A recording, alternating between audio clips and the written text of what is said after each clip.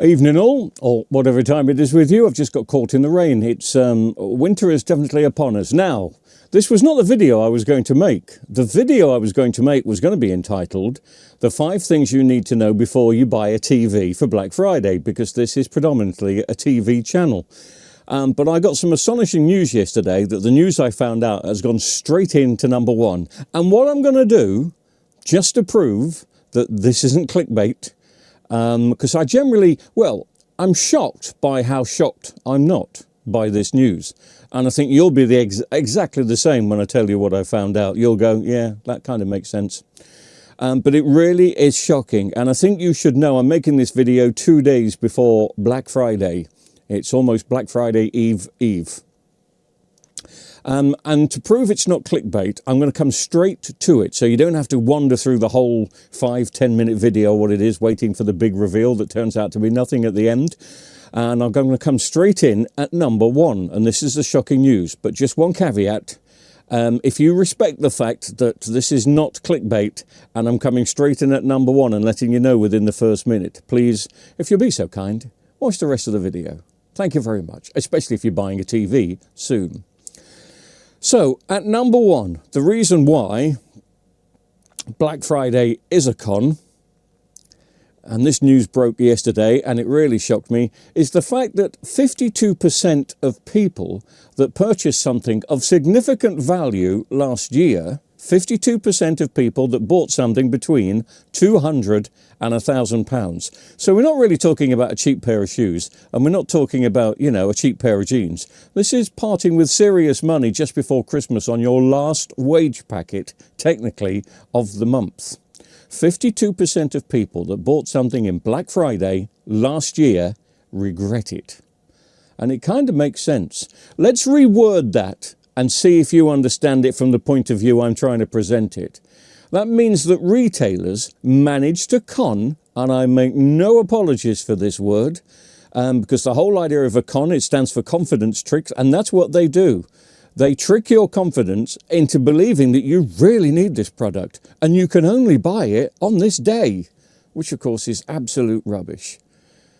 52% of people that bought something last year, Black Friday, between £200 and £100,000, between £200 and £1,000, now regret it. You really would regret it if it was £100,000, wow. But some people do spend that sort of money. And the way to reword it, it means that they have conned you into buying this for Black Friday. It's more than likely something that you don't really want. We all love coming up to Christmas time, and we love giving gifts, we love buying gifts. It's the whole idea of the build-up. It's quite exciting. But you've just got to make sure that you haven't been hoodwinked, hypnotized, conned by an email, by a TV advert, and you've just decided that you've got to have this particular product.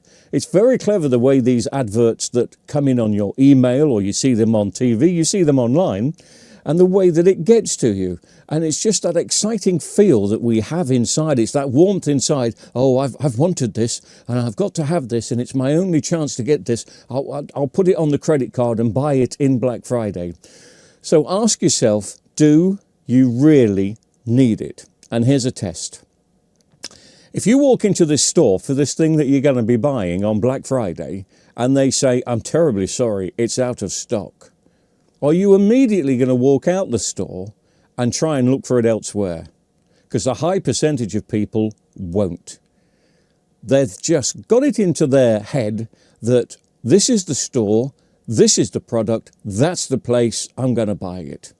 And if you walk into this store and they're out of stock already on Black Friday, the problem is Black Friday is not a one-day sale. It's been going on already, I think, for about 4.5, maybe 5 weeks. But if you're not going to walk out the store and buy it elsewhere, why? Maybe it's a few pounds extra, £25, £40, £50 more in other stores. But this is the product you want, isn't it?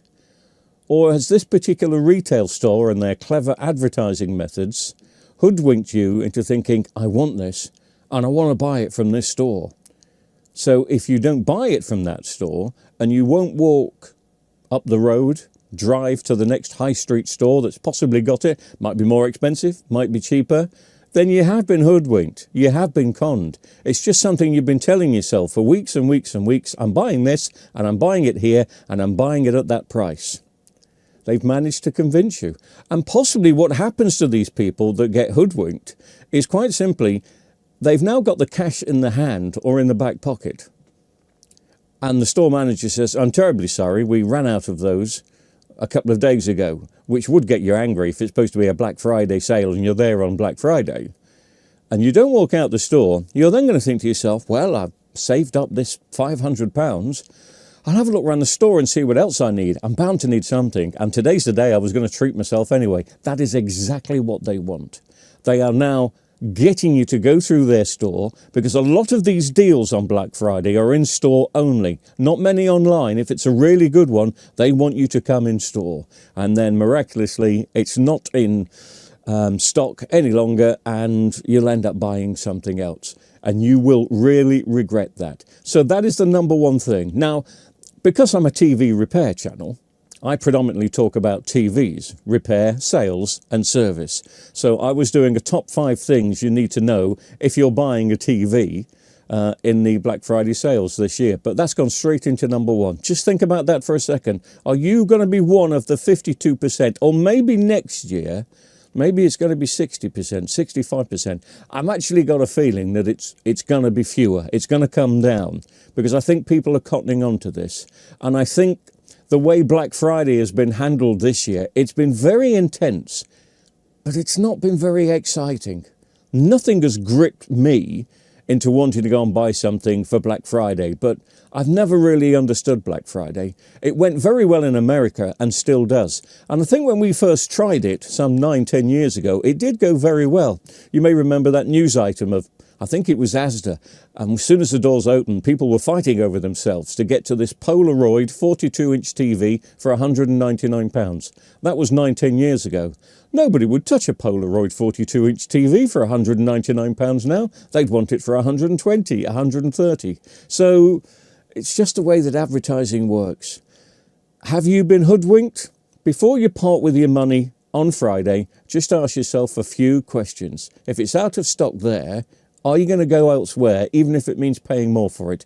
If you are, then you've not been hoodwinked, you've not been conned, and their advertisement didn't work. You generally wanted this.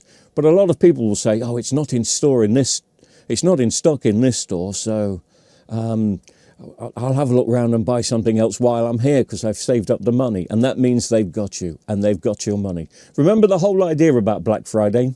For a high percentage of people in the UK, it's the last payday before Christmas. Some people do get paid again just before Christmas. Not everybody. Some people have to wait.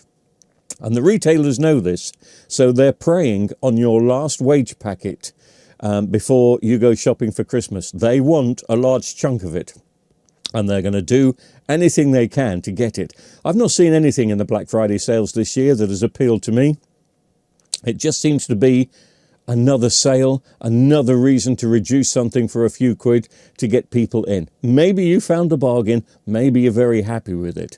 But just bear in mind that quote again, that 52% of people regret buying something in the Black Friday sales last year. It's probably gathering dust on a shelf or hidden under a bed, and it's never going to be used. And if you're parting with a fair chunk of money, again between £200 and £1,000, then it's a lot of money to lose. So just make sure you're in control and not the retailer that sent you this online email, or you've seen the advert, and just make sure that they haven't got to you. Okay? Moving on. We are a TV channel, so if you are planning on buying a TV, maybe in the Black Friday sales, or maybe at Christmas, or maybe sometime because your TV is getting old, we have got a top 5. You already know number 1. The number 1 thing I'm going to tell you is, do you really need it? Have you been hoodwinked into buying it and you don't really need it? Your old TV is fine. If that's not the case, I've written down here my top 5. And at number 5, this makes sense. always get a warranty. And I'm not talking about the standard manufacturer 1 year warranty. Remember, the first year of purchase, the warranty is always going to be with the manufacturer. So if you buy a Panasonic TV, it's with Panasonic. It's not with the store you buy it. If you get an extended warranty, then it's the following few years is with the store that you buy it. A few years ago, we would have said, don't bother getting a warranty. They're a waste of time. And I'm surprised there's not been some sort of PPI payout from warranties that were sold 10 years ago. But in this day and age, if you're buying a TV, get a proper 5 or 6 year warranty. There are shops that offer these. There are shops that just offer a 1 year standard warranty. And ask yourself why. If they're selling you something and they're saying we're only going to give you a 1 year's warranty, ask yourself why.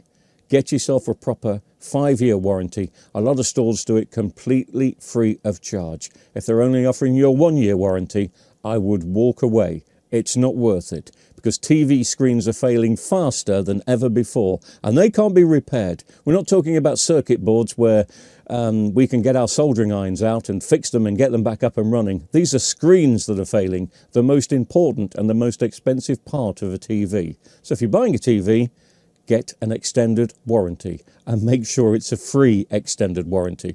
That's number 5. At number 4 is the size of the TV. Let's say the TV you've got right now and you're replacing because it's on the blink or just looking a bit too old is a 50-inch. If you're going to replace that, you're probably going to replace it with a 50-inch.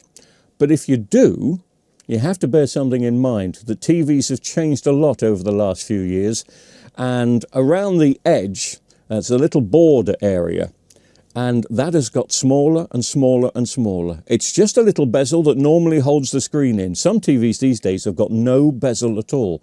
So what that means is, if you're replacing a 50-inch TV from 5-10 years ago and you take it home, it's going to look a lot smaller, a lot smaller. It makes sense if your TV, let's say it's a 10-year-old plasma, and you now want to buy another 50-inch TV, it actually makes sense to go up. And the next size really is 55. Don't go to 51, 52, it'll still look smaller. You've got to go to 55. That will look a little bit bigger, but not 5 inches bigger. It's just going to be 1 inch bigger. Bear that in mind if you are buying a TV and you're adamant that you're going to have the same size. Next one, pedestal stand or feet. Years ago again, most people had a centre stand and it just lay on their beautiful little TV bench and it was fine. But now we've got legs, we've got feet at the end. That might not necessarily fit on the table that you've got to go on there. Don't worry, it's not the end of the world. You can buy, and they're not terribly expensive. They work out between 20 and 50 pounds. 50 pounds you'll get a very good one. 20 pounds you'll get an okay one. And they are centre pedestal stands. Remember these stands, even though they look a bit ugly out of the box, 90% of them, 90% of the metalwork is going to be hidden behind the TV. So you're just going to see the centre stand. So if you've got to have a centre stand for your big TV, because your table is not long enough, but the TV you see has got feet and probably won't fit, but you really want that TV, there is a way around it. You can either go online or ask your retailer, a good retailer again, especially one that's offering you a warranty, will point you in the direction of a centre stand. Now, it is about time in this day and age that all manufacturers of TV gave you the option. Would you like a centre stand or would you like feet? Some do give you the option of having the feet slightly more inwards, which does help if you've got a small table, but not all. And really in 2025, it's about time that manufacturers came up with a model that you can have either feet or a centre stand. It should be that easy. The next thing you'll need to know is the connections. Only if the TV that you're replacing is quite old, because there's a chance that the inputs on your old TV are either going to be RCA connectors or they're going to be SCART connectors. And that's not going to really work anymore with a modern day TV. So let's say you've got an old Skybox that's on a SCART connector, you've got a DVD that's got the red, white and black plugs, maybe even a yellow plug in there as well. They're not going to work on a modern day TV, and then you're going to have to scratch your head and try and find connectors and things to adapt, and it gets a bit messy and it gets a bit tiresome. So do bear that in mind, because there is a chance that your DVD player, DVD recorder, it's not going to fit. Everything's HDMI these days, so just have a think about that when you're buying it. The other thing I just want to add on to this, if you're buying a TV in the Black Friday sale that you're not going to be using until Christmas Day, maybe you're buying it as a gift for somebody, maybe you're buying a gift for yourself, it's fine. But you're probably not going to be opening it till Christmas Day, even though you're going to be buying it in a couple of days' time.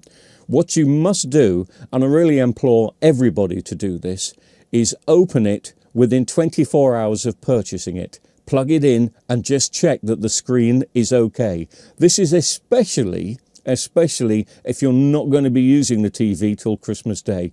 You will find it very hard, and your 2-week return policy will be completely out of date if you open it up on Christmas Day and find out the screen is smashed. The other thing to do is do a little video recording. On your phone will be absolutely fine, but video yourself unboxing the TV, plugging it in, just checking that the logo or whatever, some sort of menu comes on and there's no cracked screens. Cracked screens do happen. They happen in transit more than you would know. But if you're going to be waiting 6 weeks between the purchase date and the box opening date, you could be in trouble if you find out on Christmas Day that your TV is cracked. Even if you video it on Christmas Day, what you have to do is prove that you're videoing it on the day that you've purchased it, and open it up, and then you'll know. Because obviously if you video yourself opening a cracked TV on Black Friday, you'll be taking it back the following Saturday. You won't be waiting 6 weeks. So there's your proof. I know it's probably a bit cumbersome, especially if you're buying it for somebody else, but you need to test that TV first. Otherwise, you will have purchased a cracked screen TV, and there's not a lot you can do about it. And I've mentioned about checking the connectors, and as I said, the number one is Black Friday is a bit of a con. They can get a feeling inside you that you really want this product, when the truth is you possibly don't. But I'm not going to go over that again. So they're the 5 reasons, if you're buying a TV, to watch out for. Hopefully some of that guidance is going to help you. Just don't waste your money. Nobody's got a lot of excess money in 2025. We need every penny we can. And obviously the retailers need every penny we can. Just because maybe this information has stopped you buying a product worth £500, it's not going to stop retailers getting that £500. I'm sure you'll distribute it to something that's a bit more satisfactory for yourself. But just be careful about buying something and you think you're getting a bargain. You're not necessarily doing that. But if you are getting something, I hope you really enjoy it, and I hope you have a great time, and I hope it's a bargain. I also hope that this video has helped you. Thanks very much for watching. Hello, and thank you for supporting the channel. Now, if this channel entertains or educates, or if you just like its content, please consider buying the channel a cup of coffee. You can do this through the YouTube Supers, or just by popping along to this email address on PayPal and making a donation. And once again, thank you very much for supporting the TV repair community. It helps make all these videos possible. Please note this channel is for YouTube only. If you see this content on TikTok or any other platform, please report it and let us know.